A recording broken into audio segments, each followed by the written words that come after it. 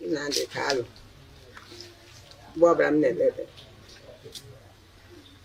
ugbu a ana m arịọ ndị nwe Naịjirịa si ha biko ha kwụrụ n'isi m hafụ Nnamdi Kanu ka m hụtụdụ ya anya bifo amaghị na mgbe oge na-awụ ka m were anya m hụtụdụ Nnamdi Kanu ọhịa m na-arịọ ka ha emere m ka obi m ga-enwe nsogbu.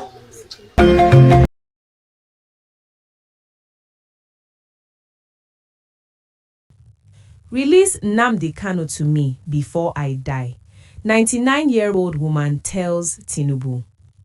Kinsmen of the detained leader of the indigenous people of Biafra, IPOB, Nnamdi Kanu, have again demanded his unconditional release, pleading with President Bola Ahmed Tinubu to intervene on humanitarian grounds. The Afarauku Ibeku clan of Kanu, Umuahia North Local Government Area, Abia State, comprising Etitinabu na Ndagbo kindred, said the prolonged incarceration of their son has traumatized his immediate family and plunged the entire community into emotional distress. Kanu was arrested in 2021 after being kidnapped in Kenya and forcibly returned to Nigeria. On November 20, 2025, Justice James Omotosho of the Federal High Court sentenced him to life imprisonment after finding him guilty of terrorism-related charges brought by the federal government. Kanu has consistently maintained his innocence, insisting he was convicted under what he described as a non-existent law.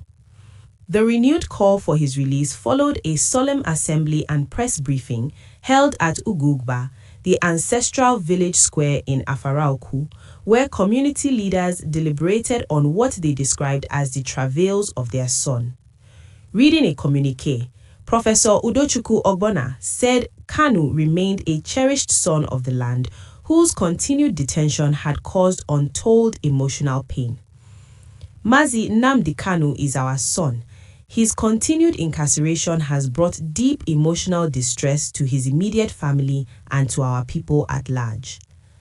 Appealing directly to the president, Ogbonna added, "We call on the President of the Federal Republic of Nigeria, His Excellency Bola Ahmed Tinubu, to listen to our plea and extend a hand of compassion by releasing Mazi Nnamdi Kenneth Okun Kanu." Other speakers, including Professor Leo Obina, Ikechukwu Ndubweze, and Mrs. Victoria Ngozi Ojinanta, described Kanu as peace-loving and law-abiding, questioning why others accused of similar offenses, such as Sunday Igboho, among others, were not in custody while Kanu remained imprisoned. They pledged that, if released, Kanu would continue to conduct himself as a law-abiding citizen, adding that his freedom would contribute significantly to peace and stability in the southeast. The kinsmen also appreciated Abia State Governor Alex Otti, Senator Eniana Abaribe, and House of Representatives member Obi Agocha for what they described as their sustained efforts towards securing Kanu's release.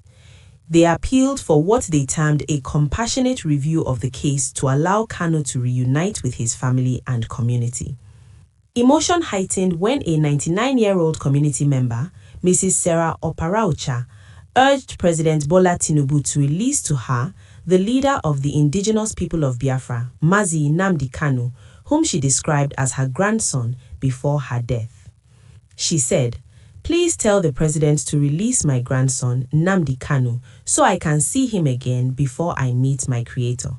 If he does that, it will be a wonderful parting gift for me." The community urged the federal government to consider dialogue and reconciliation as pathways to enduring peace in the southeast. Stay tuned.